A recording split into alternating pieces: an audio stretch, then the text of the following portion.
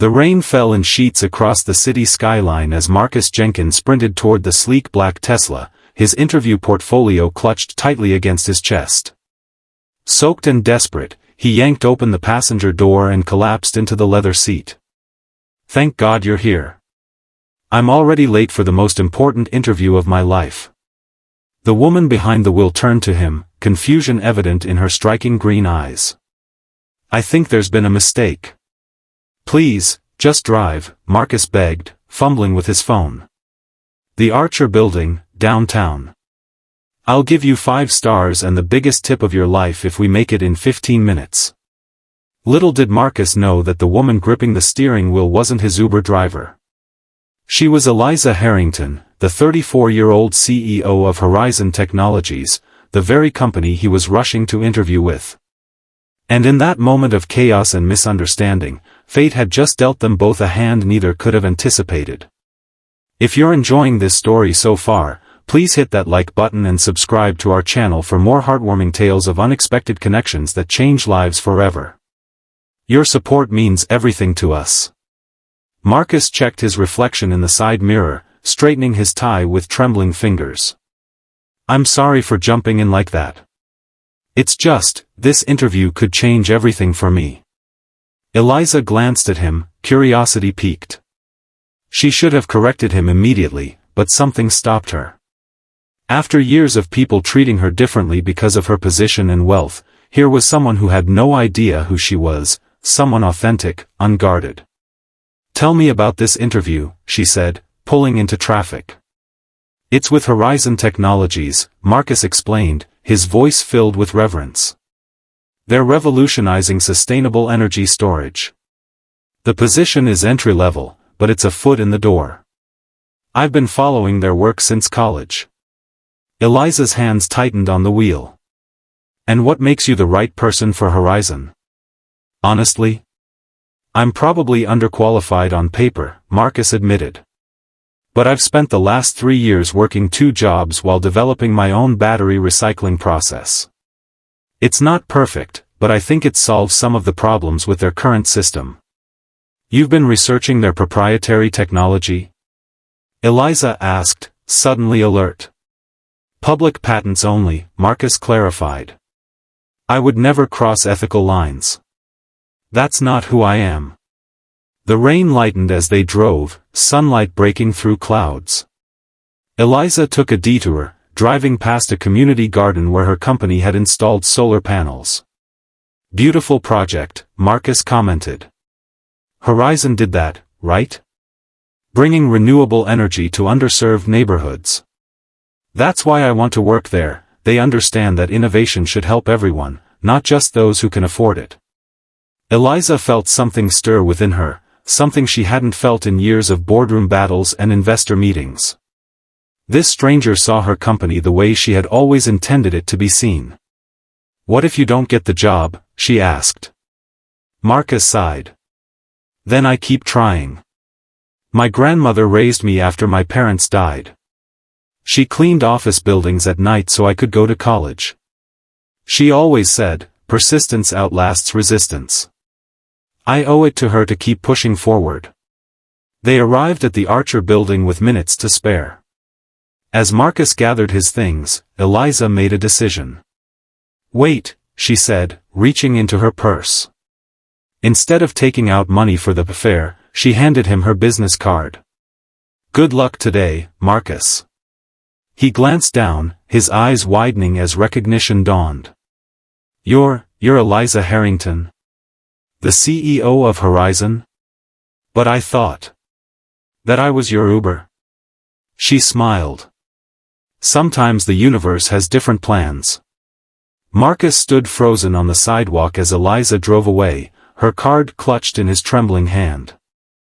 The interview panel was bewildered when Marcus entered the conference room. "Mr. Jenkins, we weren't expecting you until tomorrow. There must be some confusion." "Tomorrow?" Marcus felt the floor shift beneath him. He had misread the email. The humiliation was overwhelming.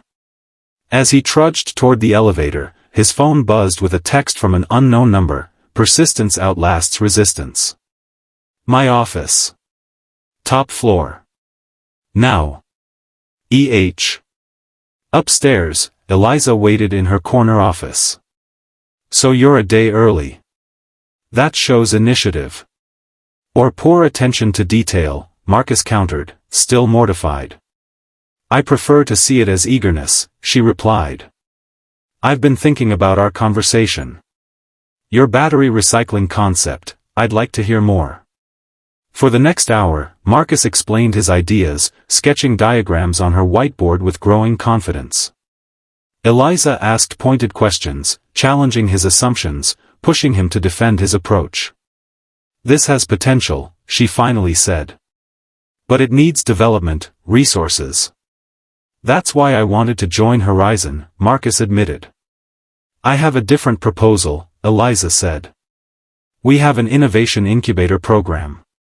Normally there's an extensive application process, but as CEO, I have discretion to fast-track promising projects. Marcus stared at her in disbelief. Why would you do that for me? Because in 15 minutes in my car, you showed more passion and integrity than most people I meet in years of networking events, she answered honestly. And because I believe your idea could make a difference. Over the following months, Marcus's project flourished under Horizon's guidance. He worked directly with Eliza's team, often staying late to refine his prototypes. Eliza found herself making excuses to check on his progress, their conversations extending beyond work to books, music, and dreams. But as Marcus's innovation gained attention within the company, whispers began. He only got the opportunity because she has a crush on him, executives murmured. It's inappropriate. The rumors reached Marcus, cutting deeper than he expected. He had worked his entire life to be taken seriously, to earn his achievements. The suggestion that his success came from anything other than merit was unbearable. One evening, Eliza found him packing up his workspace. What are you doing? She asked. I can't stay, Marcus said, his voice tight. People are talking. They think I'm here because of personal reasons. Since when do you care what people think? Eliza challenged. Since it started undermining everything I've worked for. Marcus shot back. And since it started affecting your reputation. I've seen the way the board looks at you now. So you're just giving up? Eliza felt anger rising. What happened to persistence outlasts resistance? This is different, Marcus insisted. No, it's not, Eliza countered. It's exactly the same. People will always find reasons to doubt you. The question is whether you let them win. Marcus paused, his grandmother's words echoing in his mind. I don't want to hurt your company. Horizon will be fine, Eliza said softly. I'm more concerned about us. The word hung between them, us, acknowledging what they'd both been feeling but avoiding. There can't be an US, Eliza. You're the CEO. I'm just. Don't you dare say, just anything, she interrupted. You're brilliant, dedicated, and the only person who's made me feel like myself in years. But you're right, as long as you're in the incubator program, we can't explore whatever this is between us. So where does that leave us? Marcus asked. With a choice, Eliza replied. Your project is nearly ready for the next phase anyway. We can spin it off as a separate venture with Horizon as a minority investor. You'd be independent, your success or failure entirely your own. And then? Marcus asked, hardly daring to hope. And then, Eliza said with a small smile, I'd like to take you to dinner. Not as your mentor or your investor. Just as me. 6 months later, Marcus's company, Phoenix Recycling, launched its first commercial product. The technology he'd sketched in Eliza's office that first day was now helping communities across the country recycle battery components that had previously been discarded as waste. On the night of the launch party, as champagne flowed and investors clamored for his attention, Marcus found Eliza on the rooftop terrace, away from the crowd. Congratulations, she said, genuinely proud. You did this. We both know I wouldn't be here without you, Marcus admitted. You would have found another way, Eliza insisted. That's who you are. I just happened to be the car you mistakenly climbed into. Marcus took her hand. Best mistake of my life. Mine too, she whispered. Under the same sky that had poured rain on the day they met, Marcus and Eliza shared their first kiss, no longer CEO and innovator, just two people who had found each other through a simple misunderstanding and discovered something extraordinary. 3 years later, their wedding made headlines. Tech power couple ties the knot. But what the headlines didn't capture was the moment during their vows when Marcus thanked Eliza for being his accidental Uber driver, or how they both laughed through tears as they promised to always pick each other up, literally and figuratively, through whatever storms life brought their way.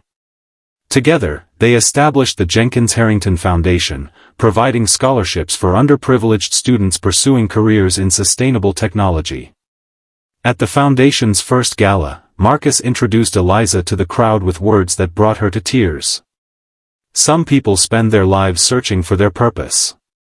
I found mine when I jumped into the wrong car on a rainy Tuesday.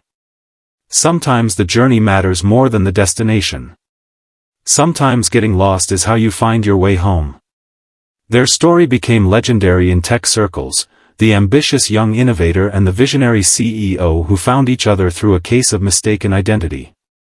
But to Marcus and Eliza, it was simpler than that. It was about two people who saw each other clearly when the rest of the world was blurred by preconceptions and expectations. On their 5th anniversary, Eliza surprised Marcus by picking him up in a black Tesla, the same model as the day they met.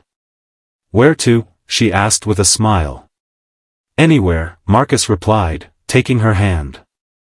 As long as we're together.